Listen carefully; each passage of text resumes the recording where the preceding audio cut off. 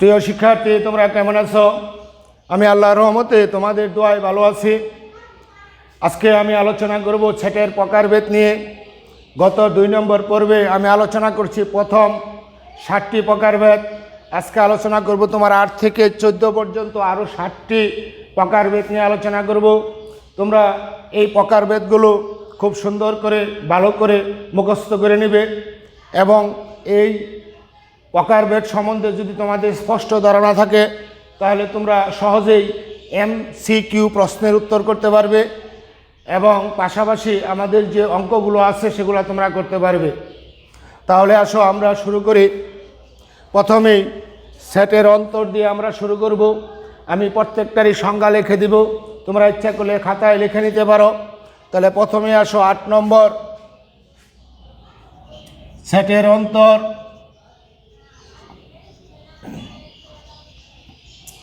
সেটের অন্তর এটাকে বলা হয় ডিফারেন্স অফ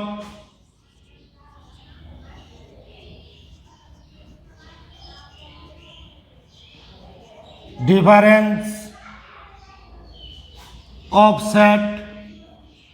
এটাকে বলা হয় ডিফারেন্স অফ সেট, অর্থাৎ সেটের অন্তর বা দুটি সেটের অন্তর ডিফারেন্স অফ টু সেটও একে বলা হয়ে থাকে।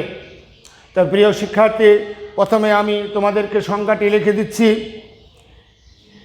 সংখ্যাটি হচ্ছে তোমার এরকম: একটি সেট থেকে যদি অপর একটি সেটের উপাদানগুলো আমরা বিয়োগ করি তাহলে যে নতুন সেটটি গঠিত হবে সেই সেটটিকে বলবো আমরা সেটের অন্তর। একটি সেটের উপাদানগুলো থেকে যদি অপর সেটের উপাদানগুলো বিয়োগ করা হয় তাহলে যে নতুন সেটটি গঠিত হয় তাকেই বলবো আমরা সেটের অন্তর। তাহলে আসো আমরা সংখ্যাটা লিখি। একটি সেটের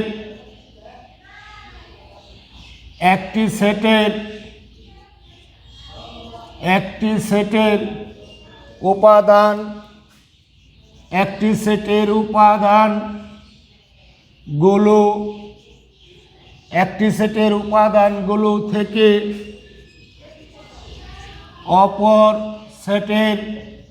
থেকে অপর একটি সেটের উপাদানগুলো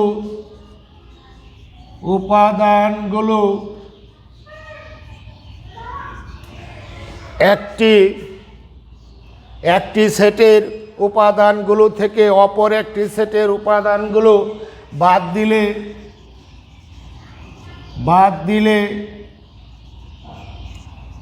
দিলে যে সেটটি গঠিত হয়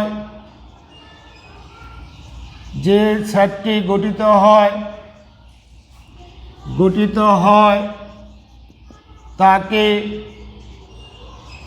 সেটের অন্তর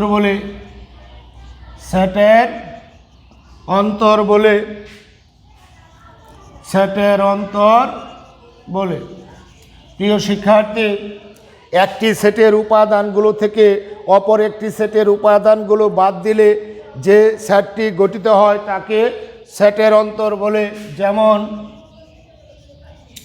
যেমন ধরো এ একটি সেট, আমরা লিখলাম 3, 5, 7 এবং বি একটি সেট লিখলাম আমরা 5, 7, 8।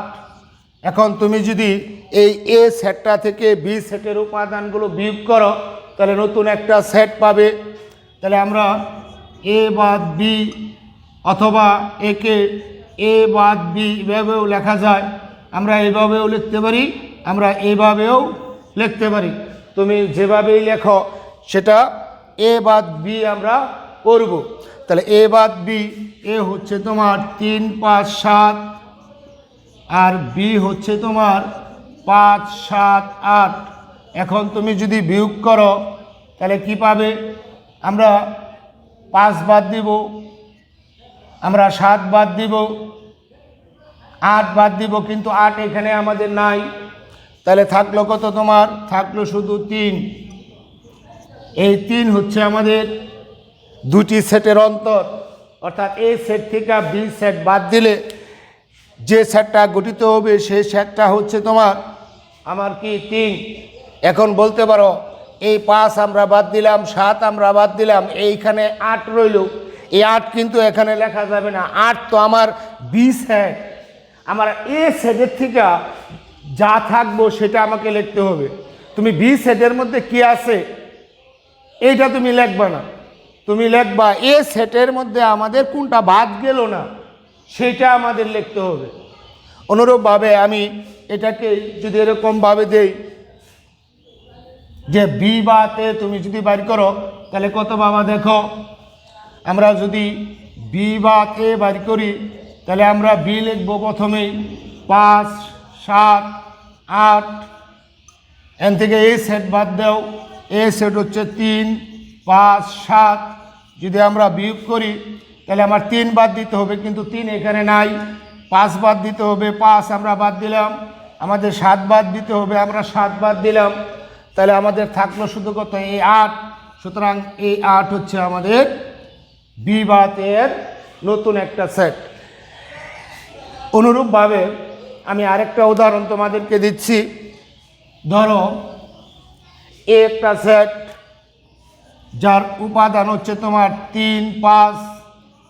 বি একটা সেট যার উপাদান হচ্ছে তোমার 7, 8। তাহলে তুমি যদি এ বাদ বি বাইর করো তাহলে দেখো 3, 5 এই দুটো উপাদান থেকে আমার বাদ যাবে 7, 8। এখন দেখো আমার 7 বাদ দিবার কইছি, কিন্তু 7 এখানে নাই। 8 বাদ দিবার কইছি, 8ও এখানে নাই।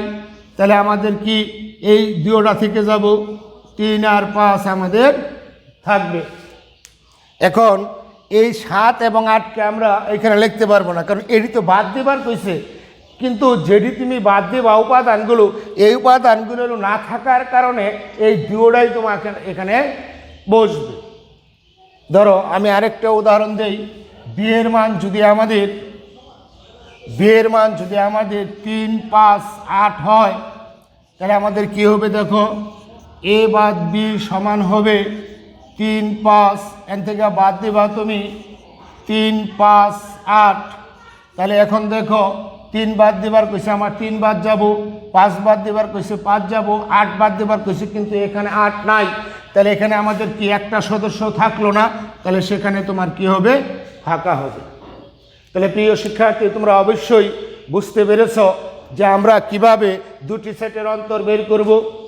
তোমরা বাড়িতে বসে বসে বারবার প্র্যাকটিস করবে, নতুন নতুন সেট নেবে, নতুন নতুন সেট নিয়ে তোমরা একটা সেটের থেকে আরেকটা সেট বিয়োগ করবে। এইভাবে বারবার প্র্যাকটিস করলে দেখবে তোমাদেরকে আয়ত্ত এসে গেছে। এখন আসো আমার কি সার্বিক সেট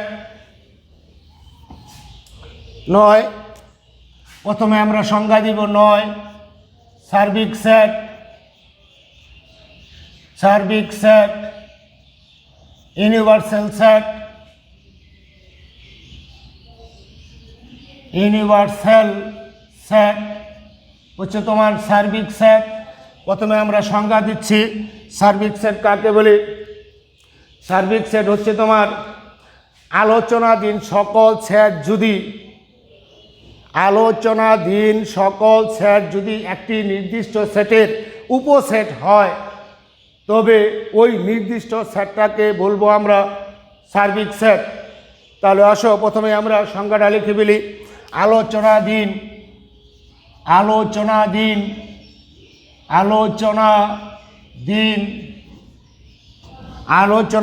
সকল সেট যদি একটি নির্দিষ্ট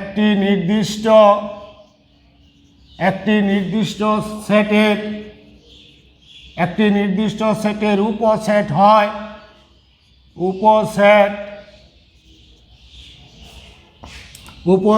হয় তবে ওই নির্দিষ্ট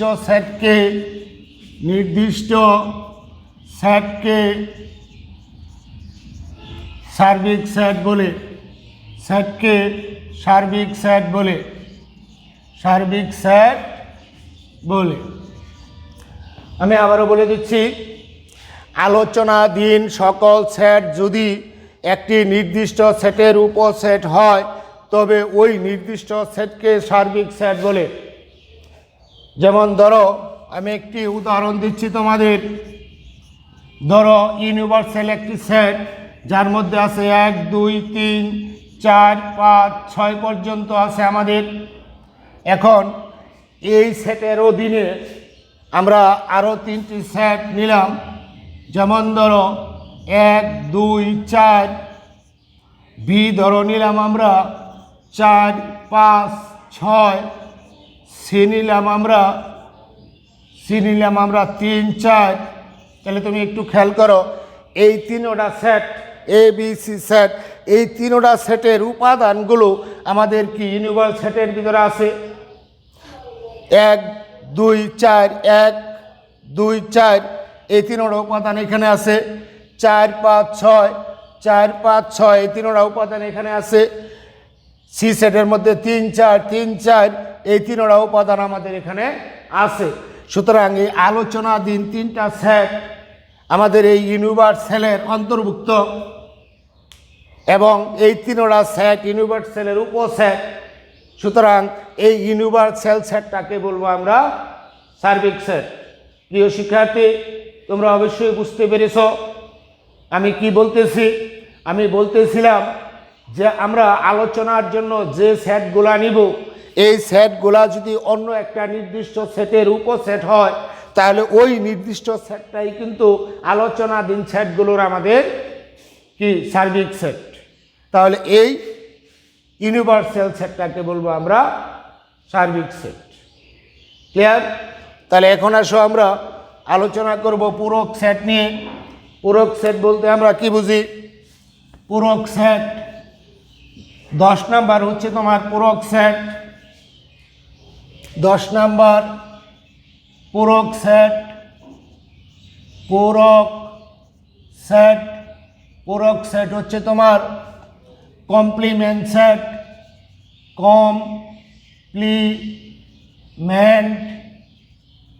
কমপ্লিমেন্ট সেট, পূরক সেট, কমপ্লিমেন্ট সেট। আসো প্রথমে আমরা সংজ্ঞা দিচ্ছি পূরক সেট কাকে বলে। সার্বিক সেট থেকে কোনো একটি সেটের উপাদানগুলো বাদ দিলে যে নতুন সেটটি গঠিত হবে সেটা হচ্ছে তোমার পূরক সেট। সার্বিক সেট থেকে কোনো একটি সেটের উপাদানগুলো আমরা কি করব?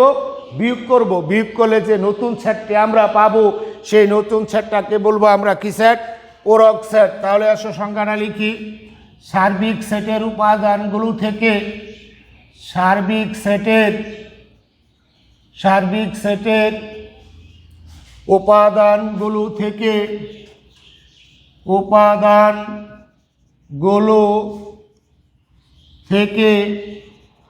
সার্বিক সেটের উপাদানগুলো থেকে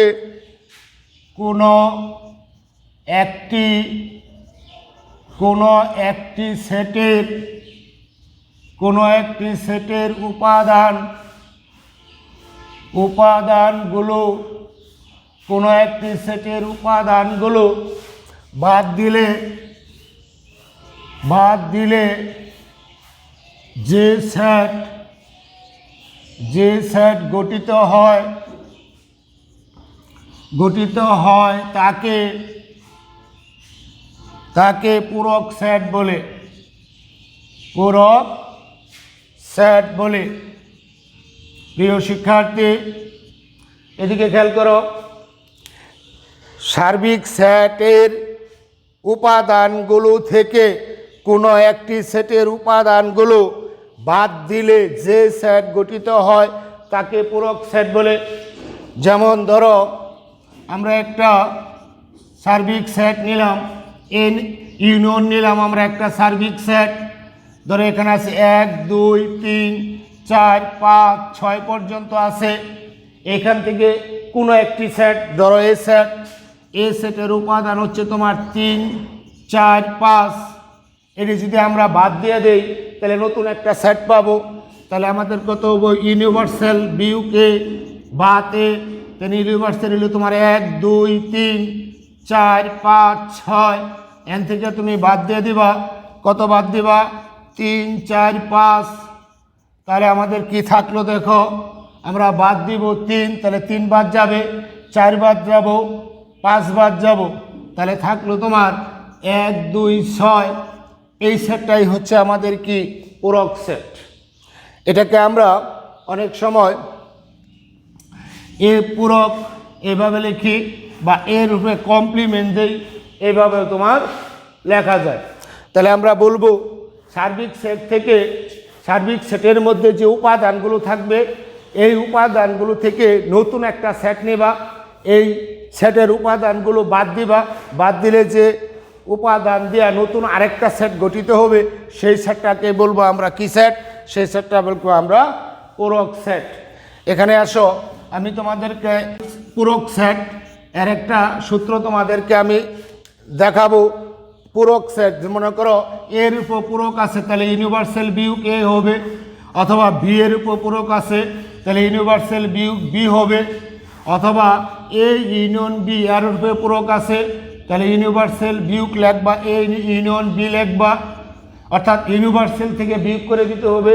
অথবা তোমার আছে এ এর ইন্টারসেকশন বি হোল পূরক, তাহলে তুমি লিখবা ইউনিভার্সাল বিয়োগ এ ইন্টারসেকশন বি, তোমাকে এভাবে লিখতে হবে। অর্থাৎ ইউনিভার্সাল থেকে ওই সেটটার উপাদানগুলো বিয়োগ হচ্ছে, এটাই হচ্ছে তোমার কি পূরক সেট। প্রিয় শিক্ষার্থী, তোমরা অবশ্যই বুঝতে পেরেছ পূরক সেট কি আমাদের সার্বিক সেটের উপাদানগুলো থেকে কোনো একটি সেটের উপাদানগুলো যদি বাদ দেও তাহলে যে সেটটা গঠিত হবে সেটাই হচ্ছে আমাদের কি সেট, সেটা হচ্ছে আমাদের পূরক সেট। এখন আসো আমরা 11 নম্বর সেট নিয়ে আলোচনা করব। 11 নম্বর হচ্ছে তোমার সংযোগ সেট।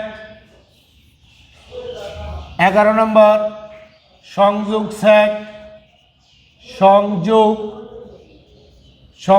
সেট। সংযোগ হচ্ছে তোমার ইউনিয়ন অফ সেট, সংযোগ সেট, ইউনিয়ন অফ সেট, সংযোগ সেট। সংযোগ সেটের সংজ্ঞা হচ্ছে তোমার 2 বা ততোধিক সেটের সকল উপাদান নিয়ে গঠিত সেটকে সংযোগ সেট বলা হয়। 2 বা ততোধিক সেটের সকল উপাদান নিয়ে গঠিত সেটকে আমরা বলবো সংযোগ সেট। তাহলে আমরা লিখে ফেলি 2 বা ততোধিক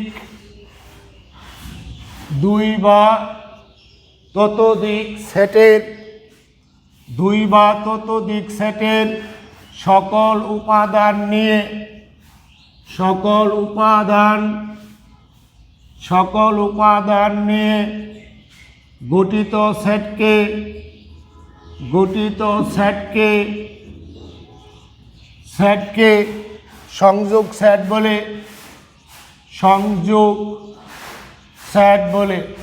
গঠিত সেটকে সংযোগ সেট বলে। 2 বা ততোধিক সেটের সকল উপাদান নিয়ে গঠিত সেটকে সংযোগ সেট বলা হয়। আর এক্ষেত্রে আমাদের সংযোগ সেটের একটি সূত্র হইল এ ইউনিয়ন বি সমান x such that x belongs to a।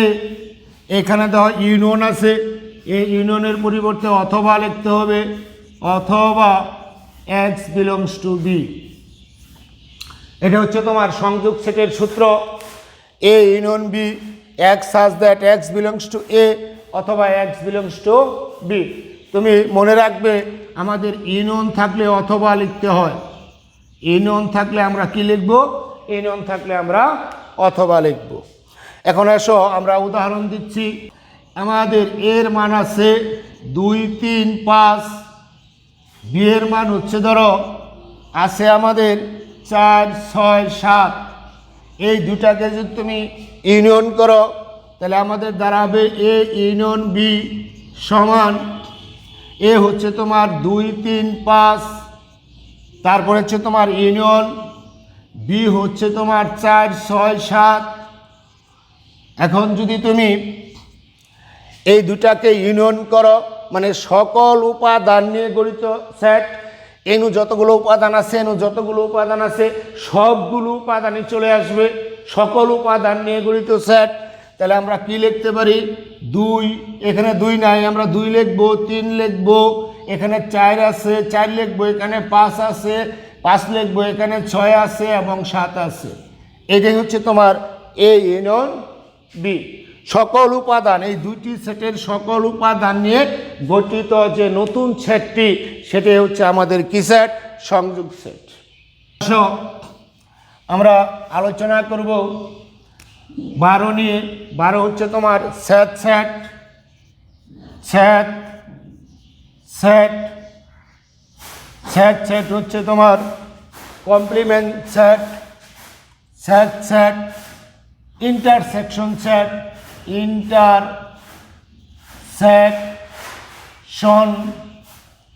Intersection of set intersection of set set set intersection of set হচ্ছে তোমার সেট সেট। সংজ্ঞা হচ্ছে তোমার 2 বা ততোধিক সেটের সাধারণ উপাদান নিয়ে গঠিত সেটকে আমরা সেট সেট বলছি। সাধারণ উপাদান মানে কমন উপাদান। 2টা সেট থাকবো, এই 2টা সেটের মধ্যে দেখবা কোন কোন উপাদানগুলো কমন আছে, সাধারণ আছে, অর্থাৎ মিল আছে, ওদেরকে নিয়ে একটা সেট তৈরি করবা, সেটা হচ্ছে তোমার ইন্টারসেকশন অফ সেট বা সেট সেট। তাহলে আমরা কি লিখব? 2 বা ততোধিক 2 বা ততোধিক 2 বা ততোধিক 2 বা ততোধিক সেটের 2 বা ততোধিক সেটের সাধারণ উপাদান নিয়ে সাধারণ উপাদান নিয়ে সাধারণ উপাদান নিয়ে গঠিত সেটকে গঠিত সেটকে সেট সেট বলে সেট সেট বলে। প্রিয় শিক্ষার্থী, 2 বা ততোধিক সেটের সাধারণ উপাদান নিয়ে গঠিত সেটকে সেট সেট বলে। সাধারণ উপাদান থাকবে, যেমন আমরা এই ক্ষেত্রে একটি সূত্র পাই, এ ইন্টারসেকশন বি সমান হচ্ছে তোমার x such that x belongs to a, আর ইন্টারসেকশন থাকলে তোমার কি দিতে হবে? এবং দিতে হবে, এবং x belongs to b। এটা হচ্ছে তোমার সেট সেটের সূত্র। এ ইন্টারসেকশন বি সমান হচ্ছে তোমার x such that x belongs to a এবং x belongs to b। তুমি অবশ্যই খেয়াল রাখবা, ইন্টারসেকশন থাকলে আমরা এবং লিখব, ইন্টারসেকশন থাকলে আমরা কি লিখব? এবং লিখব। এখন আসো আমি একটি উদাহরণ দিচ্ছি। ধরো এ একটি সেট আছে তোমার 4 5, বি একটা সেট হচ্ছে তোমার 5 6। এই দুটার মধ্যে যদি তুমি ইন্টারসেকশন করো, তাহলে এ ইন্টারসেকশন বি, এ হচ্ছে তোমার 4 5 ইন্টারসেকশন বি হচ্ছে তোমার 5 6। তাহলে দুটার মধ্যে কমন উপাদান মানে হচ্ছে কি? সাধারণ উপাদান। তাহলে দেখো এখানে 4 আছে, এখানে 4 নাই, তাহলে 4 আমার সাধারণ উপাদান ন। এখানে 5 আছে, এখানে 5 আছে, দুটার মধ্যে আছে, সুতরাং আমরা এখানে কি লিখব? এখানে আমরা 5 লিখব। আর এখানে 6 আছে, এখানে কিন্তু আমাদের 6 নাই। এটা হচ্ছে এ ইন্টারসেকশন বি। এখন আসো আমরা 13 নম্বর সেটটা নিয়ে আলোচনা করব। 13 নম্বর হচ্ছে তোমার নিচ্ছেদ সেট। নিচ্ছেদ সেট নিচ্ছেদ নিচ্ছেদ সেট নিচ্ছেদ হচ্ছে তোমার ডিজয়েন্ট সেট। ডিজয়েন্ট সেট নিচ্ছেদ সেট। ডিজয়েন্ট সেট হচ্ছে তোমার নিচ্ছেদ সেট।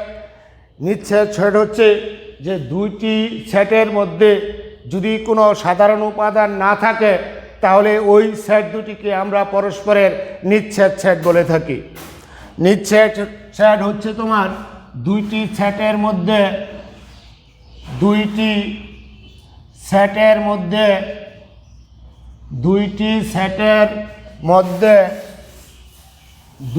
সেটের মধ্যে যদি সাধারণ উপাদান না থাকে, সাধারণ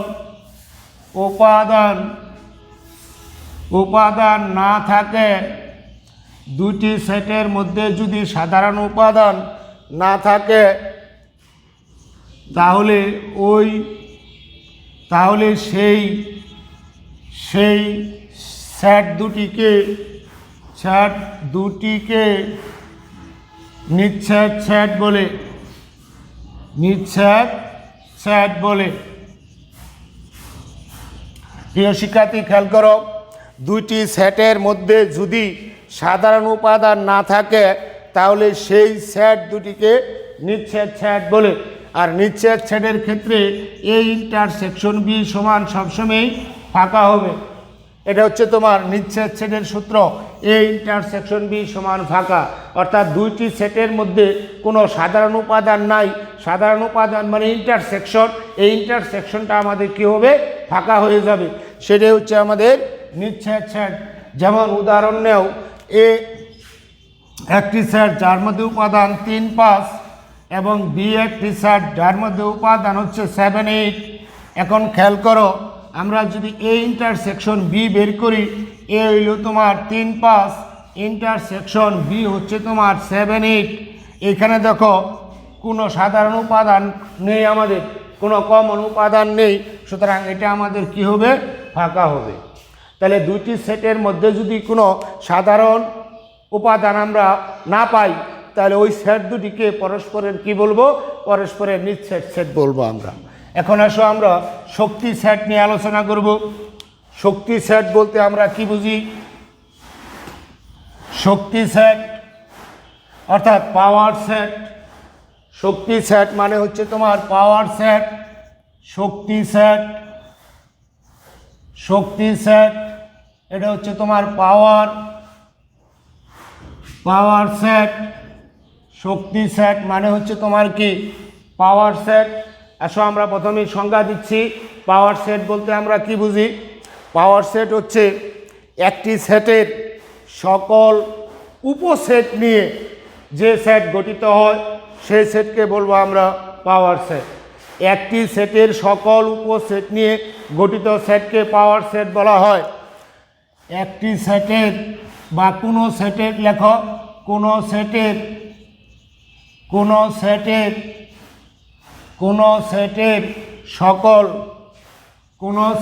সকল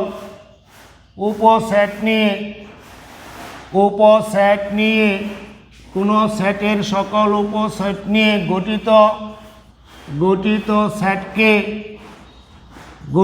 সেটকে শক্তি সেট বলে। শক্তি সেট বলে কোনো সেটের সকল উপসেট নিয়ে গঠিত সেটকে শক্তি সেট বলে।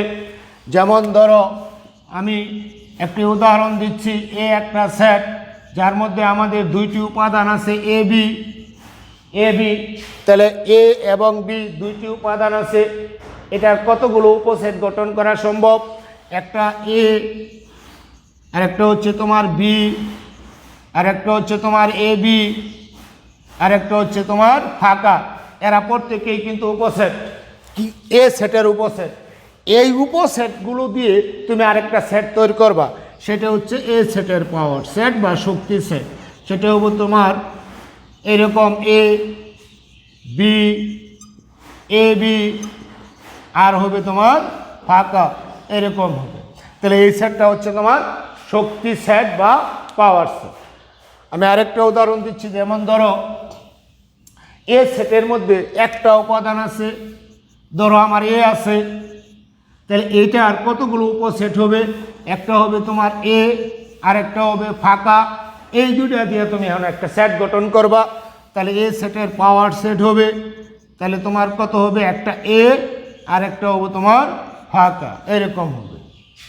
আরেকটা উদাহরণ দেখো, যেমন মনে করো এ একটা সেট, এটার কোনো উপাদানই নাই। এ একটা সেট, যে সেটের কোনো উপাদানই নাই, তাহলে এটার যদি আমরা শক্তি সেট গঠন করি তাহলে পাওয়ার সেট অফ এ সমান হবে কি, ফাঁকা দেওয়া সেট গঠন করতে হবে। এটা হচ্ছে তোমার শক্তি সেট। এটাকে আমরা পি অফ এ অথবা এ সেটের পাওয়ার সেট বলে থাকি।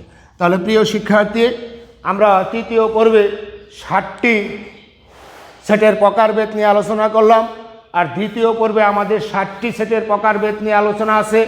তুমি দ্বিতীয় পর্ব তৃতীয় পর্ব খুব সুন্দর করে দেখবে, তাহলে দেখবে তোমাদের অবজেক্টিভের প্রশ্নগুলো উত্তর করা অনেকটা সহজ হয়ে যাবে, এবং তুমি সেটের যে অঙ্কগুলো করবা সেগুলোও তোমার কাছে অনেক সহজ হয়ে যাবে। তাহলে প্রিয় শিক্ষার্থী, তোমাদের আবার তৃতীয় পর্বে চতুর্থ পর্বে তোমার সাথে আমার দেখা হবে। তোমরা এর মধ্যে ভালো থাকো, সুন্দর থাকো, এই কামনা করে আমি আজকের ক্লাসটি শেষ করছি। সকলকে ধন্যবাদ।